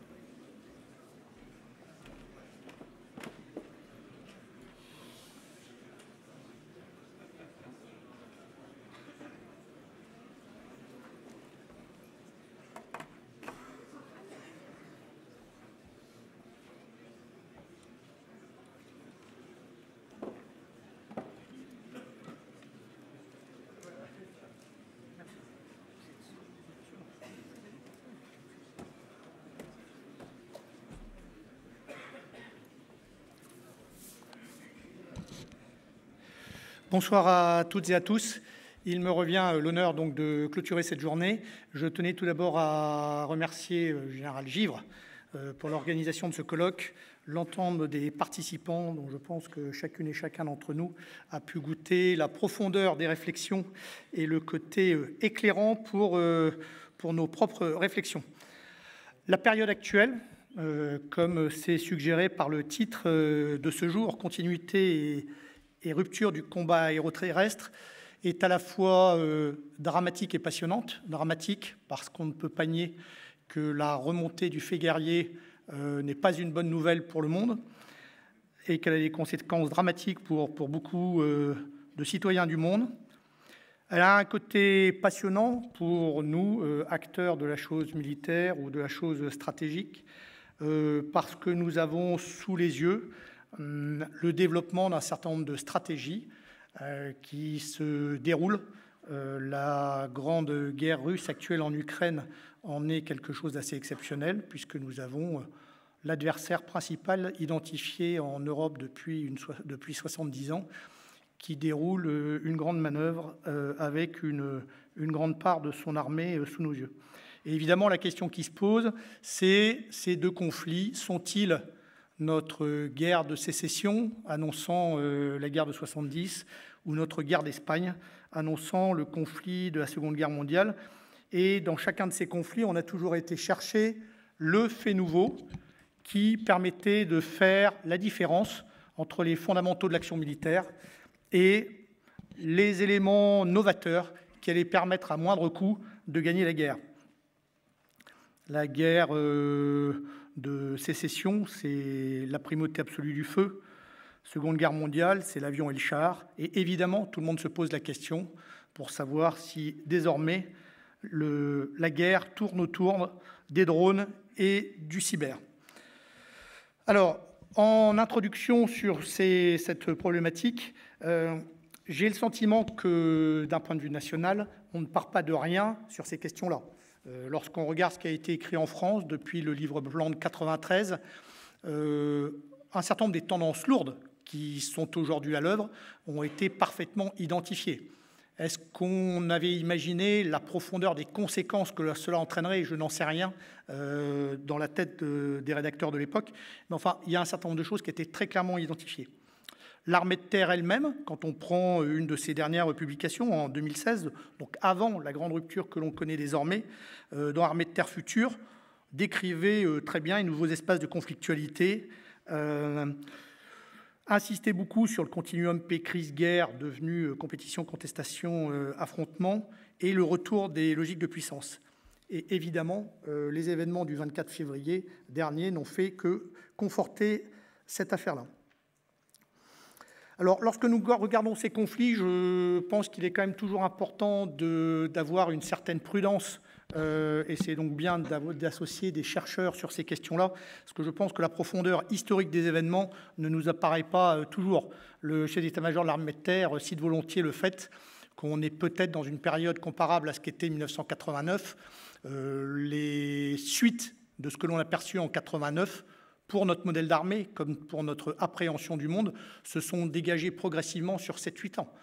On a eu la chute du mur, après la première guerre du Golfe, il y a eu le nouvel ordre international, il y a eu l'effondrement total de l'Union soviétique, et en France, ça a mené aux derniers essais nucléaires et à la professionnalisation. Enfin, ce n'est pas du jour au lendemain qu'on a compris ce qui s'était passé, et en tout cas qu'on avait tiré toutes les conséquences. Sur le conflit du Haut-Karabakh, évidemment, on peut tirer un certain nombre d'enseignements clairs, parce que maintenant l'affaire semble à peu près résolue. Sur l'Ukraine, je pense quand même qu'on n'est quand même pas au bout de l'affaire. Quand on voit ce qui s'est passé au cours de la Première Guerre mondiale, je ne sais pas si en Ukraine, on est en 1915, en 1916 ou en 1917. Donc là aussi, je pense que tant que le conflit ne sera pas terminé, il y a un certain nombre de conclusions qu'on ne pourra pas tout à fait tirer. Voilà. Dans ce que nous voyons aujourd'hui, je pense également, et ça a été dit par Elie Tenenbaum de manière humoristique au début de son propos, on redécouvre quand même plein de choses qui sont des fondamentaux de la guerre, que nous nous sommes bien efforcés de balayer de nos pensées et de nos modes d'action depuis une quarantaine d'années. Mais sur l'Ukraine comme sur le Haut-Karabakh, on revoit des questions éternelles de la chose militaire. L'intérêt relatif des actions directes ou indirectes, l'intérêt d'actions ponctuelles de type Redzu contre des affaires de conquête de territoire, de stabilisation, d'occupation. On retrouve la bataille, on retrouve l'intérêt de la géographie, on retrouve le poids de la logistique, ce sont juste des choses qui ont toujours existé, et même l'hybridité, on pourrait dire que ça a toujours existé. Encore une fois, c'est un mot contemporain qui cherche à expliquer un certain nombre de choses. Fondamentalement, tout cela n'est pas très nouveau. Deux points qui sont, à mon avis, pas toujours soulignés dans ce que nous voyons sous les yeux, et moi qui me paraissent très importants, c'est notamment vrai en Ukraine. Il y a deux points, et c'était vrai également au Moyen-Orient, dans les conflits qui ont eu lieu contre Daesh. Il y a un premier sujet qui est celui de la population. Je ne suis pas sûr que nous avons tiré dans la chose militaire l'entier impact de la multiplication considérable des populations dans toutes les zones où aujourd'hui se déroulent les conflits. Il est évident qu'un conflit dans un pays de 250 ou 400 millions d'habitants, ce n'est pas la même chose que dans un pays de 2 millions d'habitants. Et c'est vrai que nous avons beaucoup fait la guerre ces derniers temps dans des logiques terroristes sur des pays qui étaient quand même à peu près des déserts humains. Lorsqu'on revient à de la guerre avec des affrontements de puissance sur des territoires importants, le facteur population est considérable. Je pense que ça mériterait sans doute des thèses de certains de nos chercheurs. En quoi la multiplication considérable de la population dans le monde depuis 70 ans change radicalement la nature de la conflictualité et de la manière dont nous envisageons les conflits. Deuxième sujet, le facteur urbain, qui évidemment va avec. C'était un général polonais qui me citait ça il y a de cela 1 an, dans les premiers mois de la guerre. Première chose qui est frappant, les Russes n'ont réussi à prendre aucune ville de plus de 100 000 habitants. Aucune. Alors, il y a eu 2 exceptions après, parce que la guerre s'est poursuivie. Mariupol, enfin, ils ont rasé, donc c'est pas prendre une ville. Ils ont rasé dans une logique de vengeance symbolique. Il y a eu Kherson, mais Kherson, ils n'ont pas tenu, ils sont repartis. Donc, ça montre bien que là aussi, voilà, il y a des facteurs qui ne sont pas toujours au cœur de nos précautions, qui, à mon avis, sont relativement importants. Troisième considération particulière, c'est lorsqu'on regarde notre propre modèle stratégique français. La France est historiquement extrêmement tiraillée entre sa logique continentale et sa logique maritime. On est clairement dans une fin de cycle qui a été accentuée par la phase de contre-terrorisme et de lutte contre des insurrections diverses que nous avons menées depuis une trentaine d'années. Et ce qui est certain, c'est que pour la France, il y a sans doute des enseignements particuliers à trouver dans cette période qui nous remettent en face d'un certain nombre de dilemmes plus profonds qui ont été les nôtres et que nous avions un peu peut-être dissimulés, portés par le parapluie nucléaire, dans notre engagement quotidien depuis 70 ans, qui a été d'abord la décolonisation, puis un certain nombre de conflits limités très orientés vers le sud, accentués par la lutte contre le terrorisme depuis une dizaine d'années. Voilà. Alors, concernant ce dilemme, ce qui est certain, c'est qu'aujourd'hui, un certain nombre de choses sont en train de se préciser. Le président de la République a fixé un cap dans le cadre de la LPM. Il s'est exprimé lors de ses vœux, il s'est exprimé sur le porte-avions en novembre, je crois, et à Mont-de-Marsan plus récemment. Il insiste beaucoup sur la France en tant que puissance d'équilibre. Ça se traduit par des logiques de nation cadre et une vision assez globale des intérêts de la France dans le monde et de l'affirmation de sa souveraineté. Alors, le CEMA, pour sa part, dans toutes ses communications, s'inscrit résolument dans la dialectique compétition, contestation, affrontement, dont le but majeur est de gagner la guerre avant la guerre. Voilà. Donc, pour l'armée de terre, quand on essaye d'en tirer les enseignements, eh bien nous, désormais, le sujet, c'est de trouver les moyens, sur la base de ce constat, de voir comment nous nous adaptons à l'époque contemporaine. Alors, les quelques points que je développerai par la suite. Le premier point, c'est sur la haute intensité et l'hypothèse d'engagement majeur. De quoi parle-t-on? Y croit-on vraiment? Voilà, je pense que c'est une bonne question. Le deuxième point, c'est dans le cadre de ce qui se prépare actuellement, quels sont les facteurs de succès clés, enfin, sur quoi on doit construire une partie de nos réflexions. Et je terminerai par un certain nombre de considérations sur ce qui attend l'armée de terre et la transformation qu'elle a à mener et les principaux sujets qu'elle a devant elle. Alors, concernant tout d'abord le questionnement sur la haute intensité et ce qui était qualifié d'hypothèse d'engagement majeur. Un point qui est toujours important et qui n'a pas toujours été central dans les réflexions et qui revient très clairement autour de l'Ukraine, c'est que dès qu'on parle de haute intensité ou d'hypothèse d'engagement majeur, assez vite ressurgit le fait nucléaire, qui est un sujet qui, là aussi, lorsqu'on voit la teneur des débats à l'OTAN, un certain nombre de débats, était quand même pas forcément central dans la manière dont nous avons envisagé un certain nombre de choses depuis 40 ans. Donc le nucléaire se retrouve au cœur des débats, ce qui n'est pas neutre pour un modèle d'armée de terre, parce qu'on voit bien dans le modèle historique de la Ve République la place qui était liée au corps de bataille terrestre dans l'hypothèse et en appui de la dissuasion. Et on voit bien qu'aujourd'hui, on peut se retrouver à nouveau devant ce type de grammaire qui n'était pas au centre des préoccupations des 40 ou 50 dernières années, puisqu'on était dans des conflits limités, qu'il s'agissait de gagner avec des moyens conventionnels et une part d'énergie qui était ce qu'elle était. Voilà. Donc ça, je pense que c'est quand même très important. Lorsqu'on parle aujourd'hui du conflit en Ukraine, j'ai tendance à penser qu'on est bien, de la part de la Russie, dans une contestation au niveau mondial. C'est ce qu'on voit se déployer sous nos yeux. L'affrontement reste régional.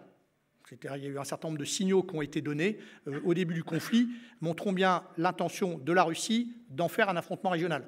Alors, on n'est pas obligé d'obéir à la Russie. Mais ce qui est certain, c'est que dans le cadre de départ, on était là-dedans. Donc, l'Ukraine a été clairement pensée par les Russes comme une guerre régionale limitée.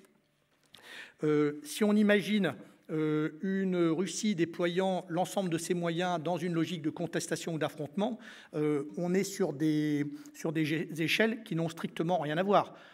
Aujourd'hui, on le voit bien d'ailleurs dans la contestation, la Russie est présente dans l'espace, elle est présente dans le cyber, elle est présente dans l'Arctique, elle a des intérêts dans le Pacifique, elle a des intérêts en Afrique désormais, elle est présente au Moyen-Orient, elle a des réseaux de partenaires très nombreux.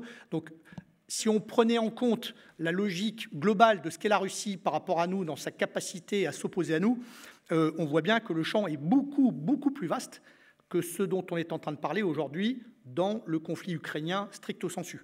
Bon, et il en est de même lorsqu'on veut penser à ce que serait la stratégie d'un adversaire comme la Chine ou l'Iran, qui est aujourd'hui capable de se déployer de manière extrêmement vaste. Voilà. Dans cette logique de haute intensité, hypothèse d'engagement majeur, il y a également un sujet qui revient toujours au cœur, c'est celui de l'intention de l'adversaire. C'est une partie des débats sur est-ce que les services de renseignement avaient vu les choses ou pas au début du conflit. Je pense que la matérialité des faits était vue. Là où on peut avoir des questionnements, c'est à quel point nous sommes totalement trompés sur les intentions adverses. Donc on voit bien que donc, dans les logiques de haute intensité, hypothèse d'engagement majeur, la prise en compte de l'intention de l'adversaire, de sa volonté, redevient un sujet absolument majeur. Deuxième considération autour de la haute intensité, on en pense ce qu'on veut, on adopte ce mot-là ou un autre. Il y a une chose qui est certaine, c'est que d'une certaine façon, il y a un certain nombre d'éléments concrets qui prouvent que le monde, en tout cas, prend ça au sérieux et s'y prépare. Quand on prend les budgets, voilà, Source IFRI, un organisme bien connu et prisé en ces lieux, voilà, les dépenses en 2021 sont à 2000 milliards de dollars. Ils étaient à 1500 milliards à la fin des années 80. Donc on voit une hausse absolument considérable qui démontre qu'il y a beaucoup de pays, de puissances qui sont en train de s'y préparer sérieusement. Alors évidemment, on connaît tous l'exemple du budget américain, 780 milliards de dollars. Bon, c'est assez considérable. Ce qui est plus intéressant et plus novateur, c'est la place que ça prend, même chez un certain nombre de puissances qualifiées de régionales. L'Inde, aujourd'hui, on est à la gamme des 73 milliards. C'est 6% du PIB saoudien. Voilà, donc c'est des choses qui deviennent quand même absolument majeures. Et on voit bien que ça va changer radicalement la manière dont il nous faut envisager la probabilité de scénarios de haute intensité. Alors, sur la question de la haute intensité, forcément, on se pose également la question, parce que ce n'est pas des conflits dans lesquels on va seul, quelles sont les intentions et les positionnements de nos alliés. Concernant les États-Unis, ce qui est certain, c'est que depuis l'ère Obama, et ça a été parfaitement expliqué au départ, ils avaient clairement imaginé une bascule rapide et assez définitive en direction de la Chine. Voilà, toutes les études, tant d'États démontré dans les think tanks américains que la Russie n'était pas loin de l'effondrement et qu'à l'horizon de 2030-2040, compte tenu de ce qu'était son PIB, etc., elle ne serait plus du tout en état de venir challenger le modèle global.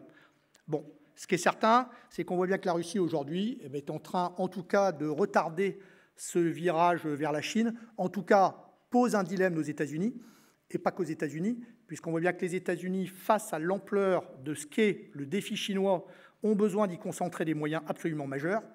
Ce qui veut dire que pour eux, il faut résoudre assez vite le questionnement qui se pose aujourd'hui en Europe, parce que ça retarde leur propre bascule. Et pour autant, les sujets en Europe sont extrêmement importants, et on n'est pas à l'abri que ça fasse dérailler complètement les scénarios actuels. Voilà, donc en tout cas, il y a un sujet majeur. Concernant la Russie, je pense qu'on a sans doute sous-estimé, et les États-Unis également, l'importance dans la mentalité russe de cette volonté d'égalité de face à face avec les États-Unis. C'est au cœur de la pensée stratégique russe depuis 1945. Je pense qu'on le sous-estime dans beaucoup de débats en Europe aujourd'hui. Les Russes veulent être attablés à la fin avec les États-Unis. Tout le reste est totalement anecdotique pour eux. Voilà, donc ça, je pense que c'est quand même un facteur relativement important pour la suite.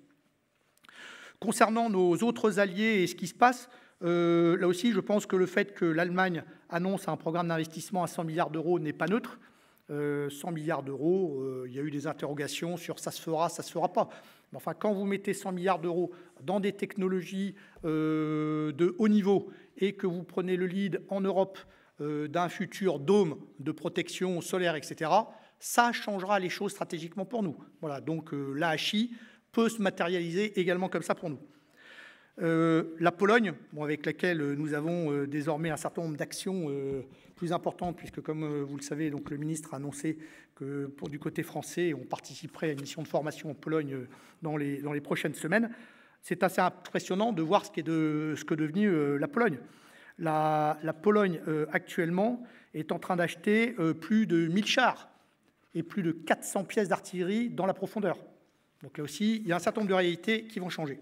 Voilà. Donc, ce qui me paraît important pour moi sur la question de haute intensité vis-à-vis de l'armée de terre française aujourd'hui, c'est premièrement insister sur le fait que le budget aura été multiplié par deux en 10 ans. C'est quand même la preuve d'un changement stratégique majeur de la France, d'une prise en compte majeure au plus haut niveau de cette réalité possible, si ce n'est probable, mais enfin au moins possible, de la haute intensité, et qui clairement est un choix extrêmement lourd pour la nation. Les milliards qui seront là, ils ne seront pas ailleurs. Or, on connaît les besoins de beaucoup de nos concitoyens dans plein de domaines. Donc, encore une fois, cette réalité-là, elle s'impose à nous. Voilà. Dans le même temps, on voit bien que la France, dans son positionnement stratégique, se met en situation à la fois d'être aux premières loges de la solidarité stratégique, principalement en Europe, mais pas uniquement. Deuxième temps, la France continuera d'avoir des enjeux d'influence et de volonté de présence et de stabilisation de ce que l'autre fois on qualifiait l'arc de crise, compte tenu de l'impact que ça peut avoir sur l'Europe. Et dernier point, la France a aujourd'hui, sans doute plus qu'à 30 ans ou 40 ans, des enjeux particuliers de territoire national étendus à l'outre-mer, qui sont également des enjeux qui devront devoir être couverts par la copie française, qui donc ne se résume pas uniquement à l'haute intensité. Alors, deuxième point que je voulais aborder, c'est un peu, y a-t-il des facteurs ou un facteur de succès plus particulier à prendre en compte dans ce virage et cette réalité de la haute intensité ? Le chef d'état-major des armées, lorsqu'il s'exprime sur ces sujets-là, répète régulièrement que la grosse différence de la haute intensité, enfin en tout cas d'un certain nombre de scénarios qui sont devant nous, c'est que ça ne sera pas celui d'une guerre choisie. Encore une fois, les guerres régionales, on peut choisir d'y aller ou pas. Bon, ce n'est pas pour autant que ça n'a pas d'impact stratégique. Mais enfin, on peut avoir une liberté d'action dans ce que l'on fait ou ce que l'on ne veut pas. Stabiliser le monde, gérer les affaires du monde, ça reste une option. Voilà, et il y a des allers-retours, il y a des fluctuations dans les volontés des grandes puissances de devoir s'en occuper. Le scénario de haute intensité qui remet la conflictualité entre puissances au cœur n'est pas un sujet sur lequel on a le choix. C'est-à-dire que ce n'est pas une décision personnelle de se dire qu'on va avoir un adversaire. La France, depuis les années 90, dit officiellement qu'elle n'avait pas d'adversaire. Là, aujourd'hui, on est confronté à la contestation et aux tentations de l'affrontement d'un certain nombre de grands compétiteurs. Donc, je pense que le premier grand sujet qui va se poser face à nous, c'est la notion d'être prêt. On retrouve ça dans tous les slogans de l'OTAN, de tous les grands chefs militaires, etc. C'est être prêt à la guerre ce soir, être prêt demain matin. Mais ça change radicalement les postures. C'est-à-dire que ça repose essentiellement sur des sujets de force morale, de capacité, volonté de s'engager, capacité à assumer cette dialectique qui nous est imposée. Deuxième sujet, ça pose d'énormes sujets de résilience. On parle d'économie de guerre, on parle de capacité à affronter, capacité à durer, capacité à affronter un premier choc. Voilà. Mais ça, on voit bien qu'on a toute une gamme de réflexions, de facteurs du succès autour de notre niveau de préparation, notre niveau de mobilisation. Le deuxième sujet, à mon avis, majeur, c'est de replacer l'ennemi au centre. Ça fait 40 ans ou 50 ans qu'on ne parle pas d'ennemi. On n'a pas d'ennemi, on n'a pas véritablement d'adversaire. Ça me paraît assez difficile de se préparer à un conflit haute intensité si on ne met pas comme driver premier, c'est qui l'ennemi, c'est qui l'adversaire. Parce que le jour où cet ennemi ou cet adversaire se déploie, il se déploie avec des moyens, militaires ou non, visant à briser votre volonté et à vous contraindre dans plein de champs. Donc je pense que dans le débat actuel, le sujet, il est clairement de remettre l'ennemi, la prise en compte de l'autre au cœur. Et ce n'est pas si simple que ça, parce que je pense que c'est bien dans l'ADN militaire, mais quand on voit l'évolution de nos sociétés occidentales depuis une trentaine ou une quarantaine d'années, on est beaucoup dans l'introspection. Il y a beaucoup de sujets de l'autre ne peut pas être différent de nous parce qu'on a raison. Bon, lorsqu'on va rentrer dans des problématiques de haute intensité, on voit bien qu'il y a quand même tout un déplacement à faire pour être capable de comprendre l'autre. Pas le comprendre pour supporter ses menaces, etc. Mais c'est le comprendre pour mieux être capable d'y résister et de l'affronter. donc absolument majeur, se remettre dans la logique de l'autre. Voilà. Donc pour la France, ce qu'on peut imaginer pour notre armée de terre, je pense qu'on a toute une série de questions à répondre sur quels adversaires, quels scénarios, et à partir de là, quelles menaces militaires. Il y a un deuxième sujet, c'est quel effet final recherché face à cet adversaire ou dans les zones de conflictualité où il nous entraînera. Tout ne sera pas essentiel, tout ne sera pas stratégique. Qu'est-ce que l'on veut jouer et quels vont être le cadrage politique pour faire tout ça? Sommes-nous dans les logiques de déni d'accès? Devons-nous le jeter face à des faits accomplis? Sommes-nous dans des enjeux de solidarité stratégique, d'accord de défense ou de défense, souveraineté et de Dromcom? On voit bien que tous ces sujets-là n'ont pas grand-chose à voir entre eux. Maintenant, ça pèse lourdement sur l'articulation de l'outil militaire qui permet d'y faire face. Troisième sujet qui, là aussi, n'est pas toujours au cœur de nos problématiques françaises parce que depuis pas mal d'années, on a quand même beaucoup agi de manière plus seule que d'autres et dans des logiques assez souveraines dans ce que nous faisions, c'est la problématique des partenaires et des alliances. Chaque fois que le niveau de dangerosité est monté dans le monde, le sujet clé a été celui des alliances et des partenaires. Et donc pour la France, c'est un sujet absolument majeur. Avec qui nous sommes plugués, avec quel niveau de confiance, avec quel niveau de partage, quel niveau d'interopérabilité. Et c'est une question extrêmement vaste. C'est évidemment nos alliés et partenaires en Europe, c'est un certain nombre d'alliés et partenaires africains, moyen-orientaux et à travers le globe, y compris jusqu'en Indo-Pacifique. Voilà, c'est un sujet absolument majeur. Voilà. Alors, dernier point sur lequel je souhaitais joindre aux commentaires qui ont été faits ce jour, et donc à quoi se prépare l'armée de terre. Moi, le sentiment que j'ai, c'est qu'aujourd'hui, on est obligé non plus de se préparer à une guerre théorique, qui était un peu ce qu'on avait en tête depuis des années, sachant que pour l'essentiel, on faisait des missions de stabilisation et de gestion de crise, mais c'est bien de se préparer à des guerres, c'est-à-dire ce sont des scénarios de haute intensité contextualisés. Si nous ne sommes pas contextualisés, je pense que nous n'aurons pas la bonne réponse aux challenges qui nous sont posés. Alors, ce qui est certain, c'est que sur le haut du spectre des capacités terrestres, et je ne reviendrai pas spécifiquement là-dessus, les enjeux sont bien connus. C'est la maîtrise des sujets de transparence du champ de bataille, c'est l'opérationnalisation de l'interarmée, c'est la soutenabilité, logistique, flux, c'est la mobilité opérative, c'est les effets de saturation, la létalité, le big data, les balistiques. Voilà, donc ces gros sujets-là sont amplement décrits et je ne reviendrai pas dessus. J'ai 3 sujets sur lesquels je voudrais insister plus précisément, 3 défis spécifiques de l'armée de terre pour les années à venir. Le premier, c'est le sujet du combat dans la profondeur. Le deuxième sujet, c'est celui de l'hybridité. Troisième sujet, la zone arrière. Quatrième sujet, les RH. Voilà, les forces morales et les ressources humaines. Le feu dans la profondeur, c'est comment on va être capable de prendre en compte justement toute cette manœuvre sur les arrières ennemis et comment ça nous permet de gagner la guerre avec moins de masse, de casser l'élan ennemi avant même qu'il soit capable d'opérer et donc que nos logiques de cohérence triomphent de la masse des adversaires qu'on peut avoir face à nous. Bon, dans les années 80, la profondeur pour l'armée de terre, c'était plutôt des distances de 20 à 70. Aujourd'hui, on est dans la gamme des 50, 80 à 500 ou 700. C'est ça le périmètre qui doit être celui demain de l'armée de terre. Là-dessus, on peut imaginer y avoir des combinaisons de feu dans la profondeur, d'aérocombat, de défense solaire, de munitions téléopérées, de drones armés. Voilà. Il y a clairement un nouvel équilibre à trouver avec l'armée de l'air dans ce sujet-là. Et on voit bien que dans le combat haute intensité, et ça a été dit au cours des exposés, chaque armée, chaque composante se doit d'abord de remporter son propre combat. C'est-à-dire que la composante est capable d'appuyer les autres une fois qu'elle-même a sécurisé son propre espace. Et on le voit tous les jours en Ukraine, autour même des enjeux maritimes, mais très clairement dans le domaine aérien. Voilà. Dans ce sujet, dans la profondeur, énorme révolution pour le renseignement, puisqu'en fait, on est passé d'une logique où il y a 15-20 ans, le sujet, c'était de l'observation, aujourd'hui à une logique de surveillance permanente de tout.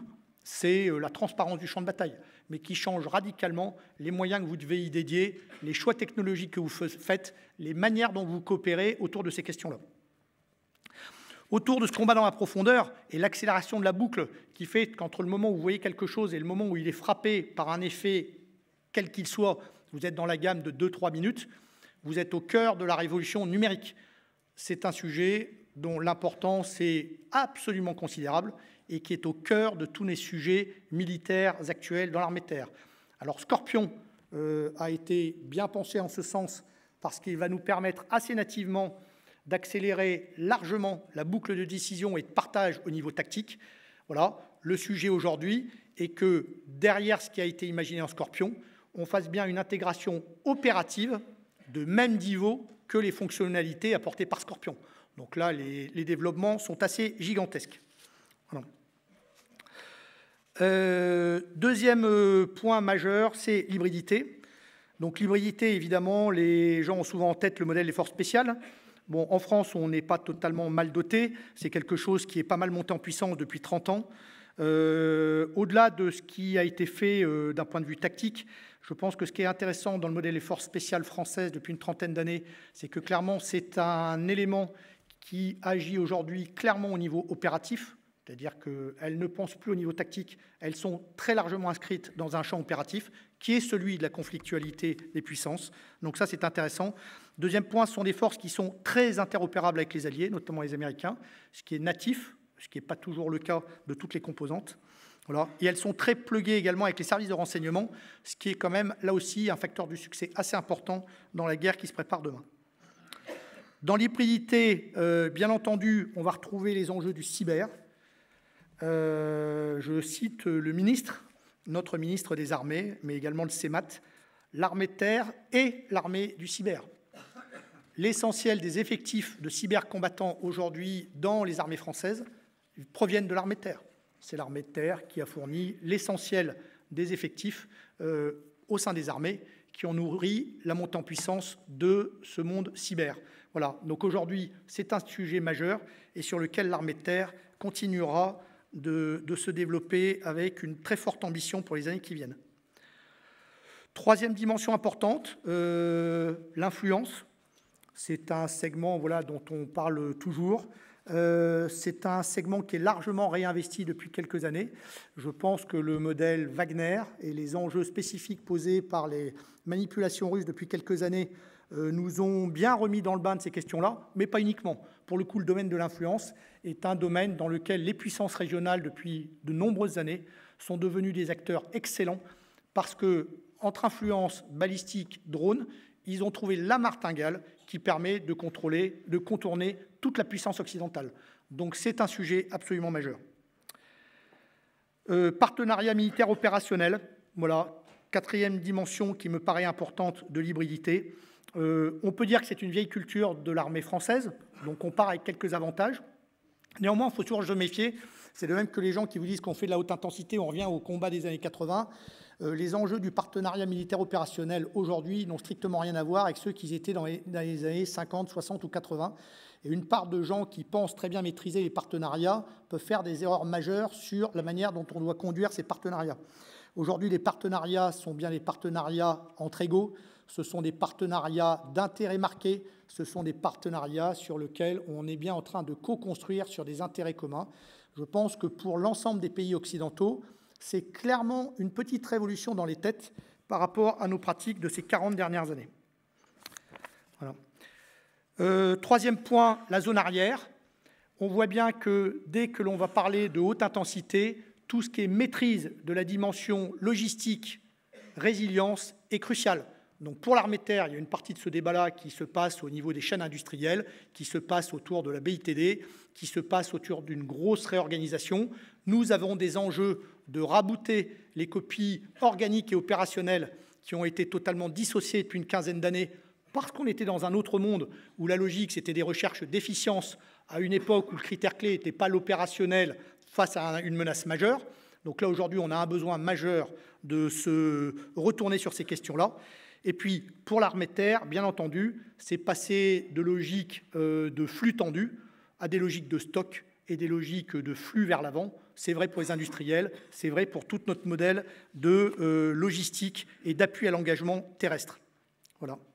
Dernier point, les ressources humaines. Évidemment, ça reste le critère clé. Si nous n'avons pas des soldats sur nos rangs, si la société française n'est pas derrière nous, si personne ne croit à la volonté de s'engager en haute intensité, on reprendra les vieux slogans des années 80, plutôt rouge que mort. Voilà. Donc ça, c'est clair qu'on a un enjeu absolument majeur derrière. Donc c'est l'enjeu de l'attractivité pour l'armée de terre. Comment on garantit que la jeunesse française a envie et fière de servir son drapeau au sein de l'armée de terre. Il faudra travailler les forces morales, au-delà des gens qui s'engagent chez nous. C'est tout l'intérêt des projets actuels de SNU et tous les projets jeunesse sur lesquels l'armée de terre est attendue. Voilà. Et il y a également derrière tout ça un sujet de subsidiarité et de changement de comportement dans notre propre institution. La haute intensité, les responsabilités qui reposent sur le chef de terrain face aux conflits qui seraient les plus extrêmes nécessitent de redonner à nos lieutenants, à nos capitaines, à nos colonels, à nos commandants de brigade la maîtrise de leurs responsabilités qu'ils ont sur le terrain et qu'aujourd'hui, ils ont beaucoup trop peu dans la vie quotidienne. Donc il y a vraiment un changement de modèle. Il faut être beaucoup moins centralisé, beaucoup plus en subsidiarité et responsabilité vers le bas. Je pense en plus que là, on touche le fond de ce qui fait l'excellence occidentale et ce qui explique depuis 2 siècles pourquoi les armées occidentales, souvent confrontées à des adversaires beaucoup plus forts qu'elles sur le papier, ont fini par l'emporter. La victoire contre les autocrates et contre les dictatures repose sur le fait qu'on a des gens qui, nativement, sont capables d'avoir cette responsabilité, ce sens et cette croyance dans ce qu'ils sont en train de faire. Voilà. Donc je conclus en disant de manière un peu provocante, mais que les événements récents sont quasiment une chance, parce que ce n'est pas nous directement qui sommes en première ligne. La surprise, ce n'est pas sur nous, ça a été sur d'autres. Donc je pense que c'est un wake-up call utile. Si nous voulons éviter le sort qui était décrit par Paul Kennedy dans le fameux livre dont j'imagine une bonne partie d'entre vous a lu avec attention il y a ça une 30aine d'années, sur les naissances et déclins des grandes puissances. Voilà. Donc le sujet, il est bien pour nous de conserver la volonté de s'engager. Et si on voulait un peu jouer sur compétition, contestation, affrontement, il faut jouer la compétition, il faut assumer franchement la contestation et il faut être prêt à l'affrontement dès ce soir. Remettre l'ennemi et les alliés au cœur de toutes nos préoccupations opérationnelles, sinon on se trompera. Voilà. Réapprendre dans le cadre de la haute intensité toute la grammaire de l'action indirecte et de l'escalade et la redéfinition des centres de gravité adverses. Aujourd'hui, ce ne sont plus des forces conventionnelles, le centre de gravité adverse. On joue sur de l'espace, sur du cyber, sur des choses beaucoup plus immatérielles. C'est tout le sens de la démarche autour des multidomaines, multi-effets. Voilà. Dernier point, donc voilà, ne pas oublier que ce que l'on voit aujourd'hui est quand même pas grand-chose par rapport au challenge global que nous posent les grandes puissances émergentes aujourd'hui. Donc là aussi, ce que l'on décrit actuellement, c'est une petite partie de la copie qui nous attend face à la grande compétition stratégique qui s'annonce. Voilà. On peut le regretter ou pas. Ce qui est certain, c'est qu'on a le sentiment que le fait militaire revient au centre du fait politique. Voilà, ça nous donne des responsabilités toutes particulières en cette période. Et le budget qui est aujourd'hui consenti par la nation au profit des armées françaises en témoigne. Je vous remercie.